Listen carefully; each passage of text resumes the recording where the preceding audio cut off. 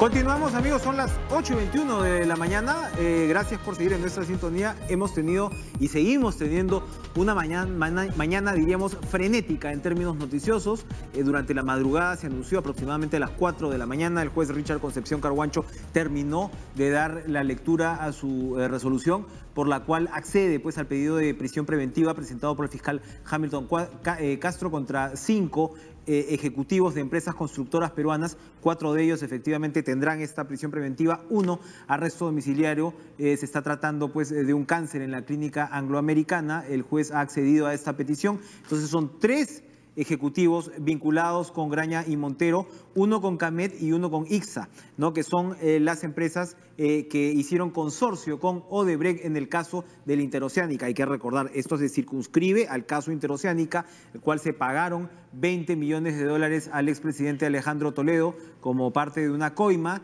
Y según lo que postula la Fiscalía, las empresas consorciadas habrían sabido y participado de este proceso pues delictivo. El penalista Julio Rodríguez nos acompaña esta mañana para poder más o menos vislumbrar lo que queda en el horizonte a partir de este caso. ¿Cómo está, Julio? Gracias por estar con nosotros. Gracias a usted por la invitación, un placer para mí.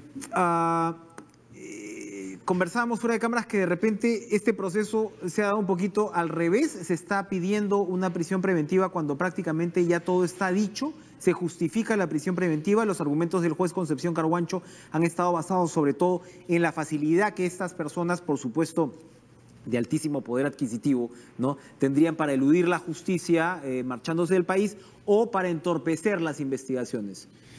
A ver, ¿qué opina? Mira, yo personalmente creo que hay una serie de medidas de prisión preventiva en exceso.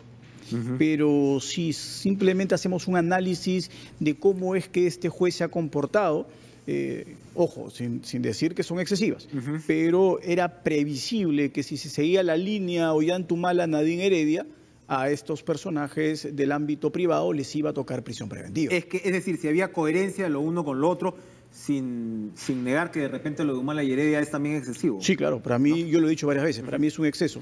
Pero acá creo yo que se ha hecho una estrategia totalmente inversa y fuera de contexto temporal. ¿A qué me refiero?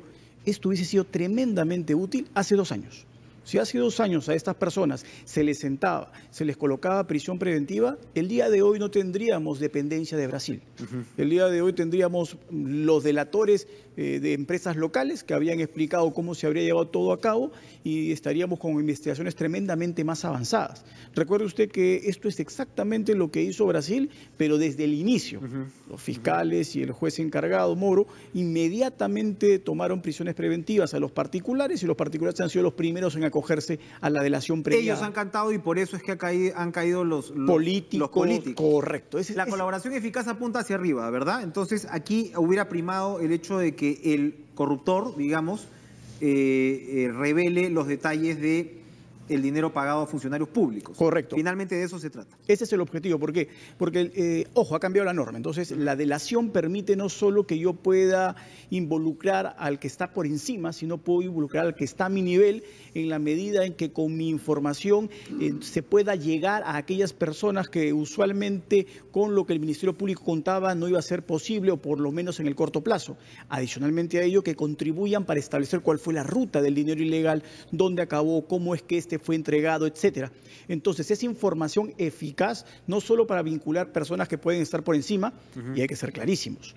Los funcionarios públicos siempre están por encima, porque el que tiene el deber primigenio, superlativo, de proteger el erario público es el funcionario. Ellos son el objetivo final. No hay corrupción finalmente si es que este funcionario no accede o no pide la coima, como al parecer fue el caso de Alejandro Toledo. Así es, correcto. Entonces, por lo tanto, llegar a los funcionarios públicos involucrados, a la gran cantidad o a todos ellos, es el objetivo que tiene que tener clara la Fiscalía en este caso. Ahora, aquí hay 2 elementos. Uno es, la Fiscalía al parecer configura el delito en el caso de los ejecutivos.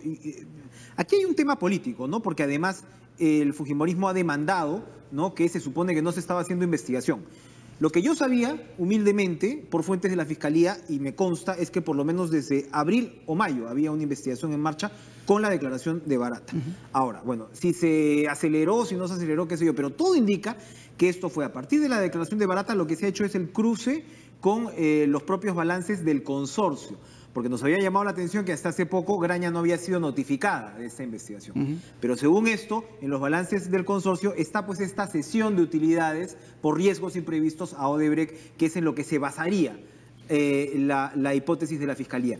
Esto va a bastar porque por otro lado hay una auditoría de Graña contratada con una firma de abogados estadounidenses que ya hace poco encontró, según ellos, que no había indicios de haber participado en esta coima. ¿Esto quiere decir que ya se podría haber limpiado los números en este caso, Graña?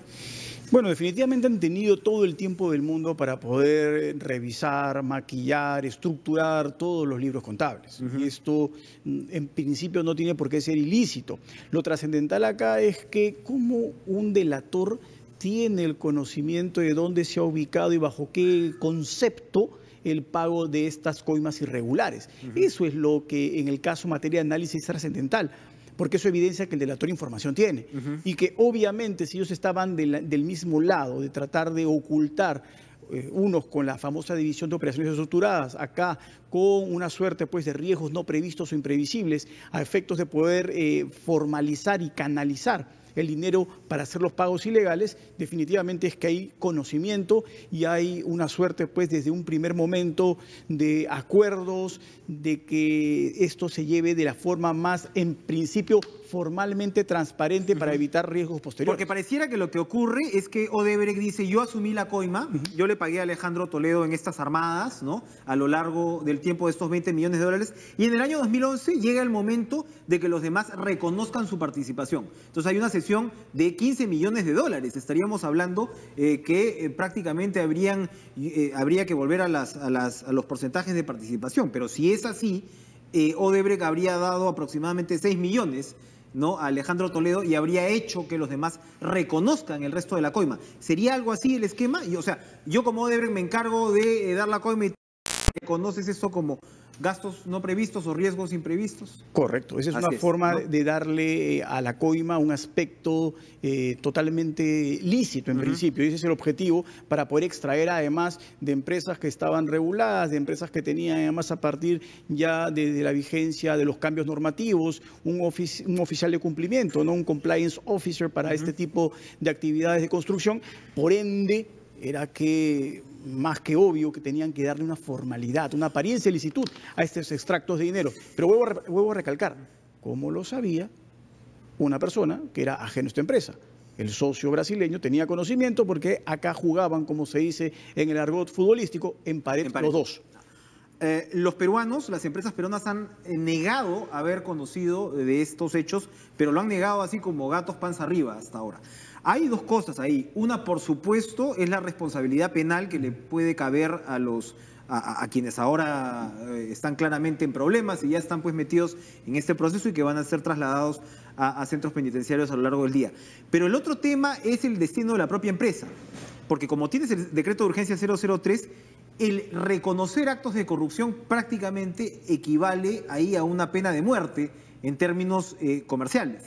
Correcto. ¿Usted cree que se ha confundido lo que debería ser la responsabilidad penal, que por supuesto tiene que responder cualquier ciudadano del Perú, de rey a paje, vamos a decirlo así, si es que estamos en una democracia? Bueno, no hay reyes ni pajes en una democracia, pero digamos desde el más millonario, ¿no?, hasta el ciudadano más humilde, se está confundiendo eso con lo que sería el destino de la empresa en sí, porque eso es un poco lo que argumenta entre líneas Graña y Montero. Si yo digo, sí participé de esto, sabía esto, bueno, se acabaron mis negocios con el Estado, tengo que vender todos mis activos, no solamente es la responsabilidad penal del señor Graña. A ver, hay que ser claros. La idea siempre es que se sepa diferenciar de lo que es la actividad lícita de la empresa y actitudes, comportamientos de malos funcionarios al interior de la empresa que se aprovechan de ella para realizar actos de corrupción. Si estamos en ese segundo escenario, la empresa en el peor de los casos tendría una suerte pues de responsabilidad accesoria en el pago de una reparación civil por el mal comportamiento de sus funcionarios. Hasta que llegue el 003. Así es. pero los hechos son anteriores. Entonces yo sí estrictamente pelearía el principio de legalidad en cuanto a la vigencia de la norma. El 003 sería inconstitucional desde esa Yo perspectiva. entiendo que no se le puede aplicar retroactivamente a la empresa. Porque recordemos ahora lo que se ha hecho es hacer el 003 Plus, vamos a llamarlo así. Correcto. ¿No? Por el cual se va más allá de las empresas, vamos a decirlo en cristiano, de Odebrecht, ¿no? Para que las consorciadas también tengan las mismas responsabilidades. Desde esa perspectiva, desde la perspectiva comercial, se entiende que se aferren completamente, ¿no?, a la idea de que no sabían nada, porque reconocerlo podría ¿no?, comprometer, equivale a sí, comprometer el destino de la empresa. A lo que iba con esta pregunta es, al final, este esquema que hemos construido, ¿no está desalentando la colaboración de las empresas finalmente? Y no solo eso, sino que está yendo por encima incluso del reconocimiento que detrás de una empresa que es mal utilizada por algunos funcionarios existen trabajadores, existen proveedores, existe una actividad Que es lo que ya estamos viendo en el caso de Odebrecht, una ¿no? actividad lícita que finalmente da de comer a muchas personas, y eso es lo que no se puede desconocer. Y vuelvo a repetir, yo sí creo que el principio de legalidad material es el que tiene que aplicarse, y esa norma no puede ser retroactiva al momento de los hechos. Al momento de los hechos esa norma no estaba vigente, no me la pueden aplicar. De repente es un argumento que incluso el mismo Ejecutivo puede plantear a la hora de observar, rechazar o promulgar finalmente esta norma. Correcto, pero eso se verá en su momento porque todavía estamos en la etapa incipiente, que es lo que sorprende, ¿no? Usted mismo lo ha dicho, hace poco, recién en abril de este año habrían comenzado investigaciones que no son investigaciones como tal, son indagaciones, porque investigaciones exigen que formalmente las partes sean notificadas. Habían indagaciones recién desde abril de este año. Para terminar, la del estribo, ¿tiene sentido que estas personas se acojan a la colaboración eficaz a estas alturas? Sí, ¿O ya, sí, definitivamente. podrían hacerlo? Definitivamente, ¿No? porque lo que se tiene desde la perspectiva de las empresas brasileñas es simplemente a quién se le dio y por cuántos montos. El detalle, porque saben quiénes son, cómo son, dónde estaban, lo deben de tener los peruanos. ¿No? Los socios peruanos deberían aportar todos esos datos, para lo cual todos los involucrados podrían llegar eventualmente a una reducción de la pena, o incluso, si su información es tan valiosa, a una exención de pena, es decir, a la imposibilidad absoluta de que cumplan una pena porque la información es tan trascendente a efectos de desarticular lo que ilícitamente se montó por los brasileños, y por eso la Fiscalía podría darles este premio. Muchas gracias, Julio Rodríguez, por acompañarnos esta mañana. Es todavía complicado, entonces, el camino, ¿no?, que se espera tanto por el lado del desarrollo del caso, por el impacto que esto va a tener. Todavía no sabemos cómo va a cerrar la bolsa, ¿no?, por ejemplo, con las acciones de estas constructoras, y ese impacto va a ser inmediato, para empezar. Sí, pero no. Es decir, la bolsa ya tenía claro de ya que se incorporó ese gancho. Sí, este es un parte de las variables que estaban reconocidas desde hace un par de años. O sea, yo creo que el ámbito económico lo reconoció muchísimo antes, y esa es la razón por la cual hemos tenido una economía recesada en términos de construcción en los últimos 20 meses. Ya se absorbió eso. Y eso ha comenzado otra vez a subir lentamente. Quiere decir que esa variable de riesgo el día de hoy ya está totalmente asimilada en el mercado. Por ese lado, pues esperemos que este asunto se pueda encapsular, ¿no?, en la responsabilidad penal de los involucrados, con el drama, por supuesto, no humano que esto conlleva, pero que no vaya, ¿no?, a seguir afectándose por el resto de la economía. Y esas palabras son sabias, porque no se puede hacer una suerte, pues, de alegoría ni de felicidad de la desdicha de otras personas que, responsables o no, el día de hoy tienen una prisión preventiva y lo que tienen que hacer es cumplir con la ley. Graña comenzó su trabajo, amigos, gracias otra vez, Julio Rodríguez, con la bajada de los baños. Imagínense ustedes el arco de experiencia, ¿no?, prácticamente de un siglo o más, ¿no?, de trabajo de ingeniería en el país. Eso no se puede perder de vista, otra vez, ¿no?, sin quitar lo que es, pues, la responsabilidad penal que le compete a cada uno. Estamos hablando de un proceso extremadamente serio y